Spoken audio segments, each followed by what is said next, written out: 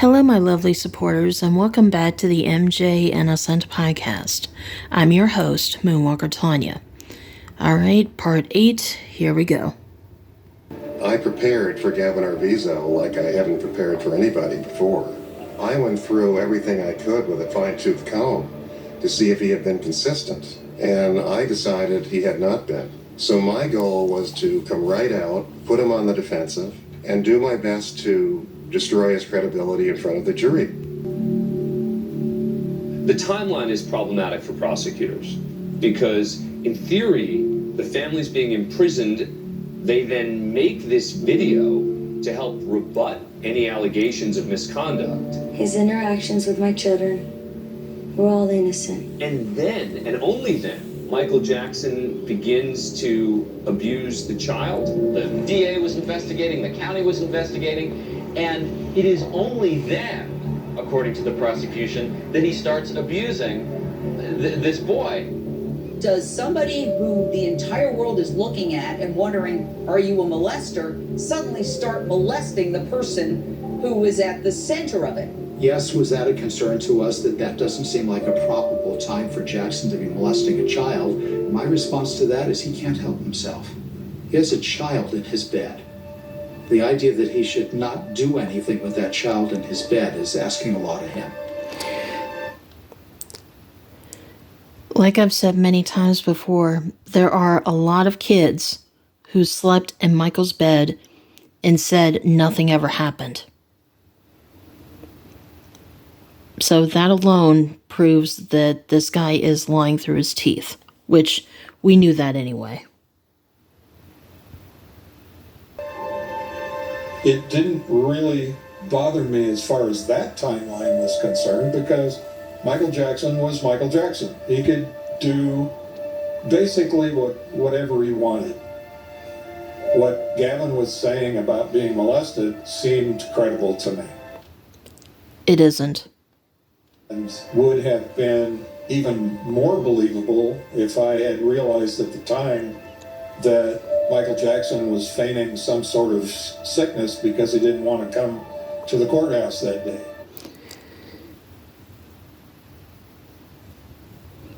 Ray, you are lying through your teeth in this program. You knew back in 2005 when you were a juror that Michael fell. He was coughing up blood. He was in the hospital. He only had an hour to show up to court, otherwise he would be locked up in jail. You knew back then that he wasn't faking it. You know now that he isn't faking it.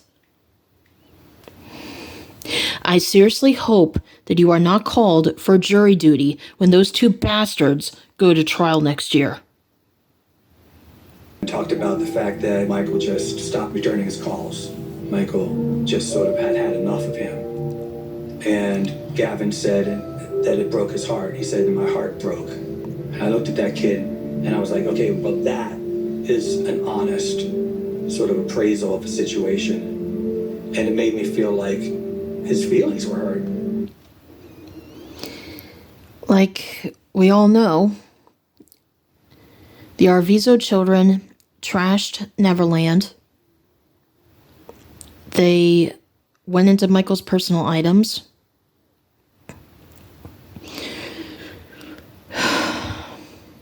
They crashed the golf carts. Gavin's mother ordered Michael's employees around as if she lived there. She made his security guards drive her around, used Michael's credit cards to go on shopping sprees and spa treatments. Once Michael knew that people were starting to take advantage of him, he'd started to distance himself from those people, and Michael had every right to do that. Michael was tired of people taking advantage of him. So I don't blame Michael at all. I really don't.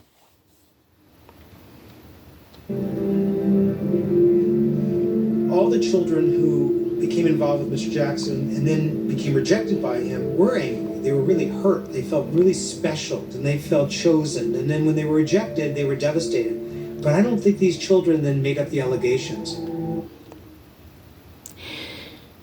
If they did not take advantage of Michael, And if they weren't greedy, Michael would not have distanced himself. And no, the kids didn't make up the lies. The parents did. Everybody knows that. But I highly doubt you've done research, so how would you know? I think they became free to talk about the things that were uncomfortable because there was nothing to compensate them for that discomfort. The parents made up the allegations, not the kids.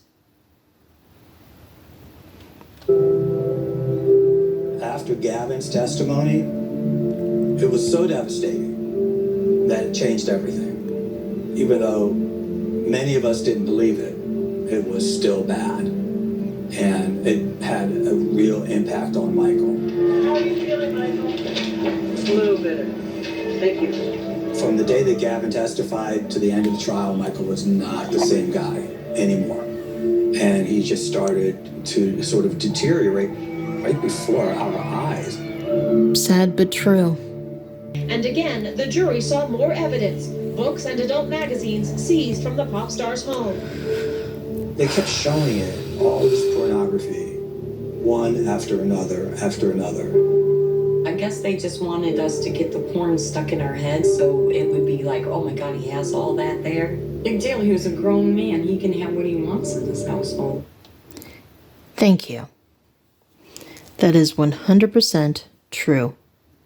Michael had shown him pornography on the computer. He had magazines that he had shown him too. These were all heterosexual. He laughed with the boys about this and seemed to really want to engage them in some male bonding regarding female sexuality. First of all, that's not true. The only reason the boys found Michael's pornography, well, number one, Michael did not hide them well. I'm willing to admit that. But number two, Michael let them have unlimited access to every room in the house, and they were snooping. They went through his closets, his dresser drawers, his personal items. They went into things that they weren't supposed to go into. Just because you are allowed to go into any room in the house, that doesn't mean you go snooping.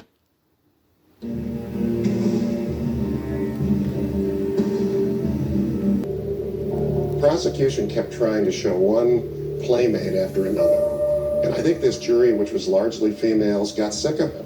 What does this have to do with these charges? Now, if this man was addicted to child pornography, where was it? You had computers all over Neverland. They all were searched. No child pornography, period.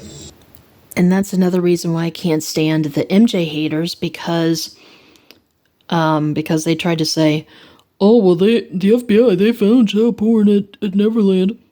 The FBI gave a statement in 2016 confirming that no child pornography was ever found at Neverland Ranch. So you can take that lie and shove it up where the sun doesn't shine. There were art books, there were pictorials of young boys naked, just kind of frolicking in streams and climbing up trees. To me, just so everyone knows, those were art books. They were legal art books.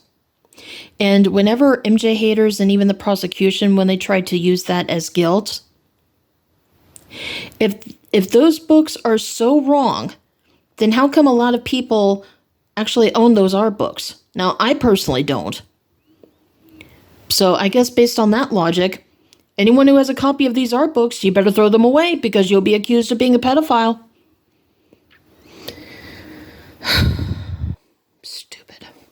what I took out of all that was that those were pictures of art and that they were put in a book. Mm-hmm. Page after page after page of full frontal nudity of little boys. An art photographer took those pictures. Barbara News Press reports fingerprints matching the accuser were found on an X-rated magazine seized at the Neverland Ranch last year. Okay, so before we get into this, I know we've discussed it before, and I've already said it in this episode, the only reason, they found the magazines was because they were snooping, and Michael should have hid them better. But Michael did not show them that pornography. And whenever the boys were trying to look at pornography, Michael had either his managers or his security guards take them away from the boys. So I also want to put that out there as well. Now in this section right here, when they mention the fingerprints, this goes into the part of the trial where Tom Sneddon, the prosecutor, falsified evidence. It has been proven. And this also proves how lazy he was during this trial. Because what he did was, he just grabbed a random magazine, handed it to Gavin, just so you know, while Gavin is not, let me repeat that, not wearing gloves. He's holding the magazine. He's looking at it.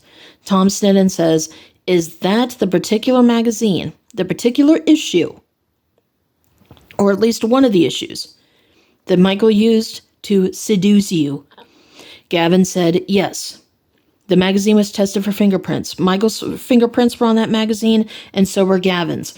Tom Sneddon's like, look, see, told you. Well,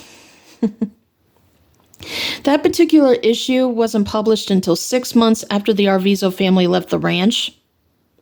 So the only reason Gavin's fingerprints were on that magazine was because he wasn't wearing gloves when Sneddon handed him that issue. So, Sneddon, you're so lazy that you couldn't even check the date on the magazine. And he was a prosecutor for, I think, over 20 or over 25 years. So he did that on purpose. They found fingerprints that belonged to the two boys and Michael Jackson in the magazines. Tom Mesereau claimed that Playboy and Hustler was pedestrian, but when you show porn to children, that's a felony. Guess what, bitch? Michael didn't show the boys the porn. And you know that. Peter Pan, up all hours of the day and night with children, running around in your underwear eating candy and showing page after page of porn. That was the norm at Neverland. Were you there? Did you see that happen? Where's the proof of it? Do you have pictures of it? Do you have video of it? Is anyone who worked at the ranch, do any of them confirm that? Eat crow, you bitch!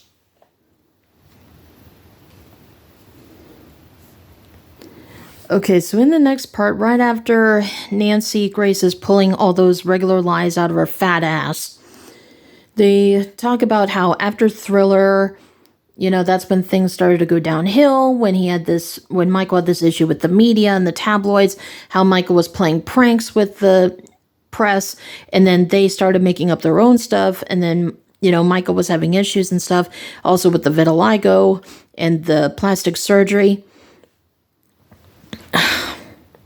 Of course, they had to change the subject. But anyway, yeah, we all know Michael was a prankster, and he shouldn't have done that with the press. I mean, because it backfired on Michael badly. And he learned the hard way, unfortunately. Because they talked about, the Elephant Man's bones or the oxygen chamber. All that stuff that we know well aware that it was just a prank, but, you know, it was something that Michael shouldn't have done. And then they also talked about, well, you know, like how in the Oprah interview, Michael said that he only had like 2 surgeries. First of all, like I've said many times before, I personally do not care how many surgeries Michael had because it is irrelevant to the allegations.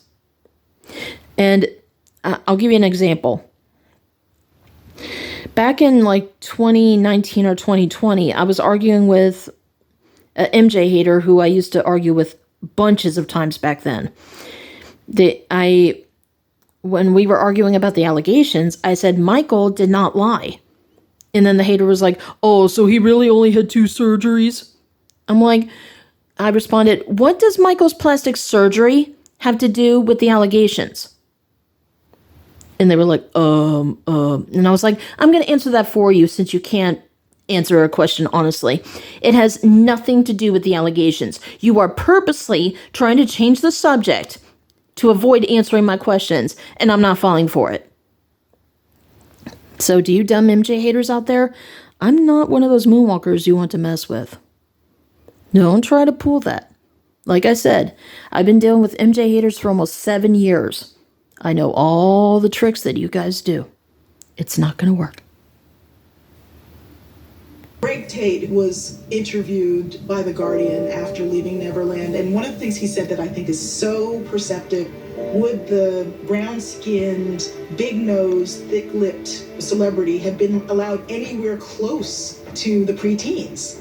You know, so there's a very complicated racial dynamic where, in transcending race, Michael Jackson gained access to a bunch of kids that a darker-skinned Black man might not have because of... Are you serious? Then how do you explain George Lopez and Chris Tucker interacting with the Arvizo kids? There are a lot of Black artists who have interacted with their younger fans.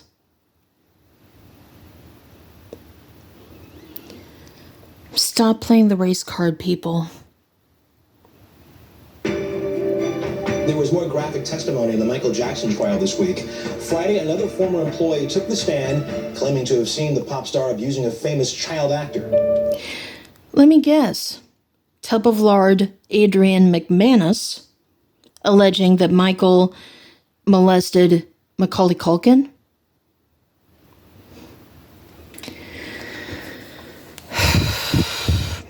Now, Adrian made that claim when it came to Macaulay Culkin, Wade Robson, Jordan Chandler, and I also believe Brett Barnes, if I remember correctly.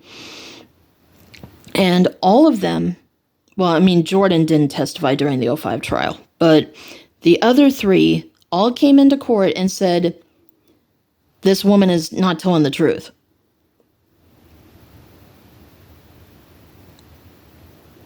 Adrian is not a credible source. The haters treat her like she's a hero, when in reality, she is a con artist. She stole from Michael. She even stole from her own relatives. And she lied under oath in 05, not in 93. And yeah, and this is my favorite one, okay? When she said, I was threatened by the bodyguards that if I ever showed up on TV doing an interview, that no one would ever be able to find my body. Like, I would be taken out.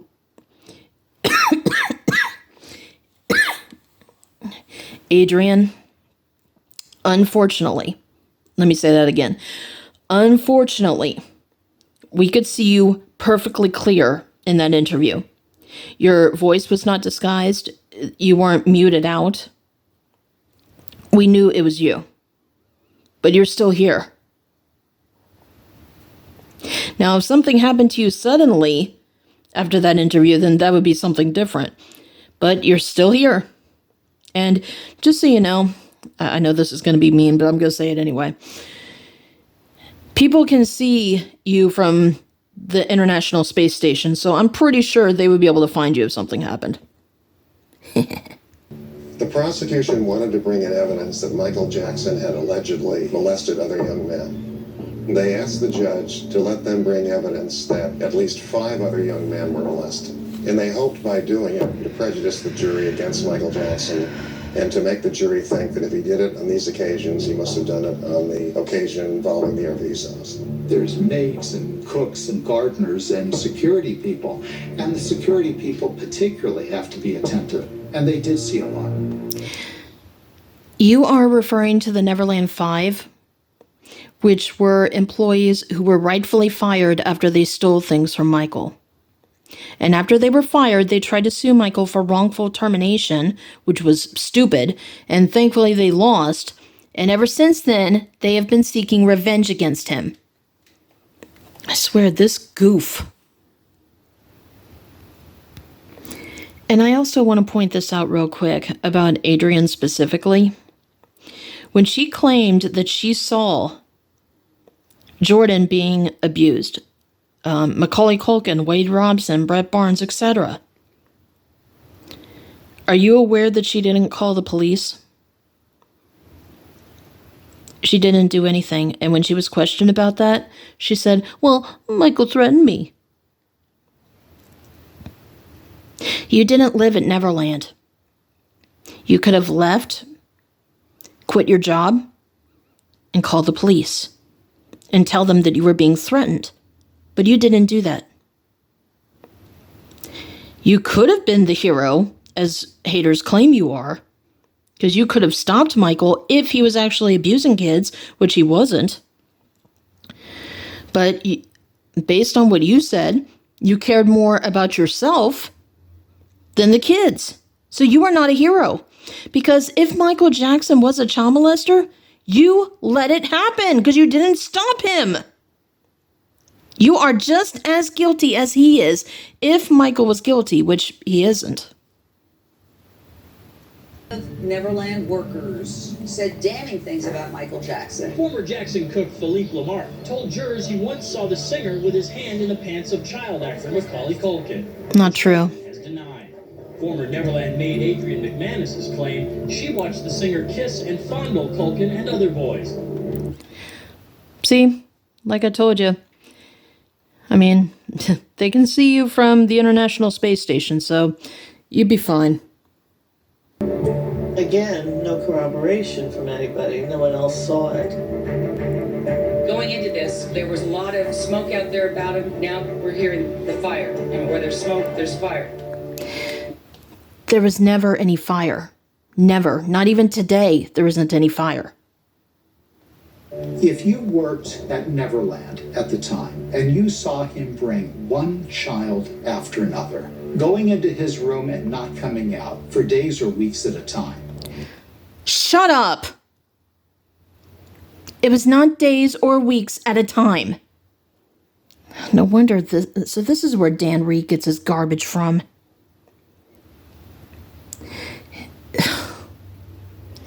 And who even said that that the kids were in his room days or weeks at a time without coming out? I mean, who does that? Stupid. There's no way you would not be suspicious of what was going on. People would also call the cops if it was something suspicious. But they never did that. And it wasn't just kids who were in Michael's room. The parents and also security guards were also in the room. And also, when Adrienne claims that she sees all this stuff, I mean, here's some problems with that. When she said that she was a maid, she said that whenever she cleaned Michael's house, she didn't know where to start, even though Michael wasn't there 24/7. So how can she see this stuff if Michael was so messy that she always had to clean up after him?